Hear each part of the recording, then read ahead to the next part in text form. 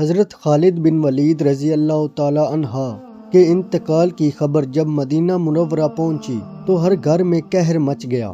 جب حضرت خالد بن ولید رضی اللہ تعالی عنہ کو قبر میں اتارا جا رہا تھا تو لوگوں نے یہ دیکھا کہ آپ کا گھوڑا شجر جس پر بیٹھ کر آپ نے تمام جنگیں لڑی وہ بھی آنسو بہا رہا تھا۔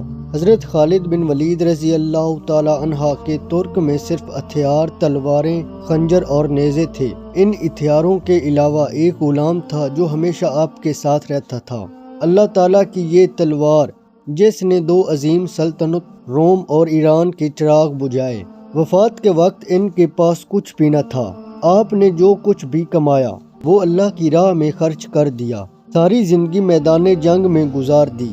صحابہ رضی اللہ تعالی عنہ نے گواہی دی کہ ان کی موجودگی میں ہم نے شام اور عراق میں کوئی بھی جمعہ ایسا نہیں پڑھا جس سے پہلے ہم ایک شہر فتح نہ کر چکے ہوں، یعنی ہر 2 دنوں کے درمیانی دنوں میں ایک شہر ضرور فتح ہوتا تھا۔ بڑے بڑے جلیل القدر صحابہ نے حضور صلی اللہ علیہ وسلم سے خالد کے روحانی تعلقات کی گواہی دی۔ خالد بن ولید رضی اللہ تعالی عنہ کا پیغام مسلم امت کے نام: موت نہ لکھی ہو تو موت خود زندگی کی حفاظت کرتی ہے، جب موت مقدر میں ہو تو زندگی دوڑ کر موت سے لپٹ جاتی ہے۔ زندگی سے زیادہ کوئی نہیں جی سکا اور موت سے پہلے کوئی نہیں مر سکا۔ دنیا کے بزدل کو میرا یہ پیغام پہنچا دو کہ اگر میدان جہاد میں موت لکھی ہوتی تو اس خالد کو موت بستر پہ نہ آتی۔